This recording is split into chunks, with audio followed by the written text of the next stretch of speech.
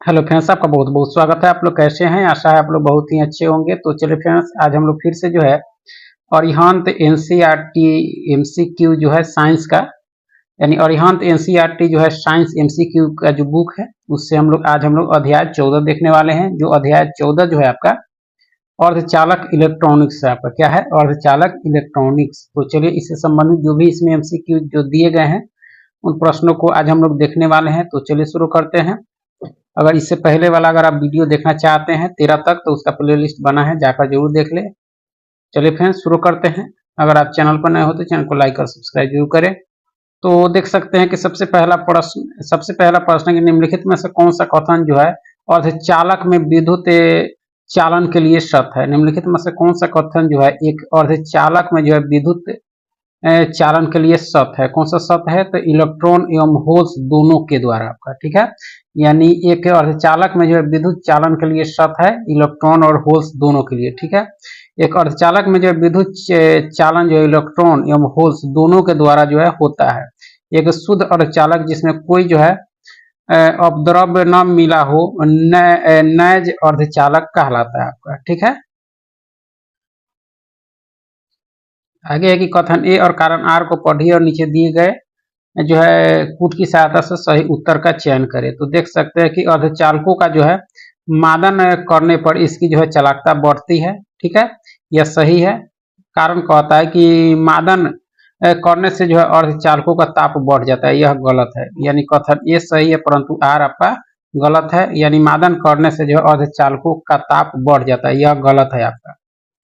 देख सकते हैं कि जो है जब किसी जो है शुद्ध अर्धचालक में कोई जो उपयुक्त अशुद्धि अल्पतम जो है मात्रा में मिलाई जाती है तो उसकी जो है चालकता में कई गुना वृद्धि हो जाती है। यह क्रिया जो है मादन कहलाती है। क्या कहलाती है? मादन। इस प्रकार पदार्थों को जो है अपद्रव्यी अर्धचालक कहते हैं। इनकी जो है चालकता में वृद्धि अपमिश्रक के कारण जो है मुक्त इलेक्ट्रॉनों की संख्या बढ़ने के कारण होती है। अर्थात मादन करने से जो है अर्धचालकों के ताप में कोई वृद्धि नहीं होती है, जबकि इसमें कह रहा है कि मादन करने से जो अर्धचालकों का ताप बढ़ जाता है, जबकि कोई वृद्धि नहीं होती। इसलिए कथन आर आपका क्या है? गलत है, ठीक है। आगे है कि निम्नलिखित कथनों पर विचार करें और असत्य कथन देखना है, ठीक है। सिलिकॉन तथा जर्मेनियम जो अर्धचालक पदार्थ है, यह क्या है आपका? तो असत्य, तो यह सही है आपका, ठीक है। क्वार्ज एवं जो है सिरेमिक्स अर्धचालक पदार्थ नहीं है, ये भी जो है आपका सत्य है। असत्य इसमें कोई नहीं है। दिए गए कथनों में से जो कोई कथन जो है असत्य नहीं है, जबकि ये कथन एक सत्य है, क्योंकि सिलिकॉन तथा जर्मेनियम जो अर्धचालक पदार्थ है, ये वे पदार्थ होते हैं जिनकी चालकता जो है धातु तथा विद्युतरोधी पदार्थों के मध्य होती है, तथा क्वार्ज और जो है सिरेमिक्स अर्धचालक पदार्थ की श्रेणी में नहीं आते आपका, ठीक है।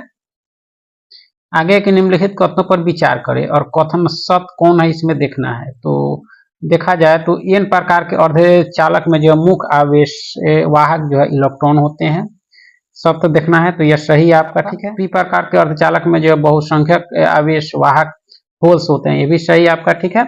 परम शून्य ताप पर जो अर्धचालक की चालकता सर्वाधिक होती है, यह गलत है। सर्वाधिक नहीं होती है आपके परम शून्य ताप पर जो अर्धचालक की चालकता जो है सर्वाधिक नहीं होती है। इसमें जो देख सकते हैं कि 3 असत्य है, क्योंकि परम शून्य ताप पर जो अर्धचालक की चालकता जो है शून्य होती है, अर्थात यह जो है चालक की भांति व्यवहार करता है, यानी चालकता क्या होती है? शून्य होती है। जबकि इसमें कह रहा है आपका कि परम शून्य ताप पर अर्धचालक की चालकता सर्वाधिक होती है, इसलिए गलत है, क्योंकि यह शून्य होती है आपकी, ठीक है। आगे के निम्नलिखित कथनों पर विचार कीजिए। निम्नलिखित कथन दिए गए हैं, उस पर विचार करना है और कौन से कथन इसमें सत्य हैं देखना है, ठीक है।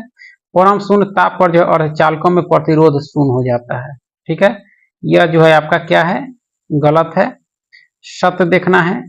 परम शून्य ताप पर जो अर्धचालकों में विद्युत प्रतिरोध जो है अनंत हो जाता है, यह सही है आपका। कथन 2 जो है आपका सही है, 1 आपका गलत है। चलिए इसका व्याख्या देखते हैं कि परम शून्य तापमान पर जो है अर्धचालकों में विद्युत प्रतिरोध अनंत हो जाता है, जिससे जो है अर्धचालक की चालकता शून्य हो जाती है और वह एक आदर्श से जो है अचालक की भांति व्यवहार करता है। इस तरह से कथन 2 सही है, 1 आपके गलत है, ठीक है।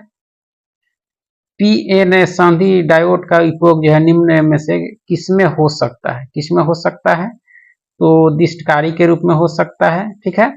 प्रकाश उत्सर्जक डायोड के रूप में हो सकता है आपका, किसका?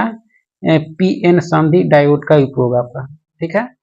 प्रकाश उत्सर्जक डायोड जो है मिश्रित पी एन संधि डायोड होता है, जबकि जो है ट्रांसफार्मर तथा जनित के रूप में जो है पी एन संधि डायोड का उपयोग नहीं हो सकता, क्योंकि यह जो है अर्धचालक युक्ति नहीं है आपकी, ठीक है। आगे के निम्नलिखित कथनों पर विचार करें और कथन सत्य देखना है, विचार करना है कौन से कथन इसमें आपके सत्य हैं। तो प्रकाश जो है चालकीय डायोड का उपयोग जो है प्रकाशिक संकेतों के जो है संसूचन में होता है, सही है आपका, ठीक है। आगे है कि प्रकाश उत्सर्जन डायोड का उपयोग जो है चोर घंटी संयंत्रों, प्रकाश संचार आदि में किया जाता है, ये भी सही है आपका, ठीक है। एलईडी तप्तदीप्त लैंपों की तुलना में जो बहुत कम उपयोगी है, यह गलत है क्योंकि यह अधिक उपयोगी है, ठीक है। 4 कहता है कि सौर सेलों का उपयोग जो है इलेक्ट्रॉनिक युक्ति होता था जो है अंतरिक्ष यानों में किया जाता है, ये भी सही है आपका। तो देखा जाए तो कथन 1, 2 और 4 आपके सही हैं, ठीक है, जबकि कथन 3 आपके गलत हैं। प्रकाश चालकीय डायोड या फोटो डायोड एक जो है विशिष्ट प्रयोजन पी एन संधि डायोड है, या प्रकाश को जो है विद्युत धारा में परिवर्तित करता है। इसका जो है उपयोग प्रकाशिक सिग्नलों के जो है संसूचन के लिए जो है प्रकाश संसूचन की भांति किया जाता है। एलईडी का उपयोग जब बृहत रूप से सुदूर नियंत्रण, चोर घंटी संयंत्रों, प्रकाशिक संचार आदि में किया जाता है आपका, ठीक है। इस तरह से कथन जो है 3 आपके गलत हैं, 1, 2, 4 आपके सत्य हैं, ठीक है।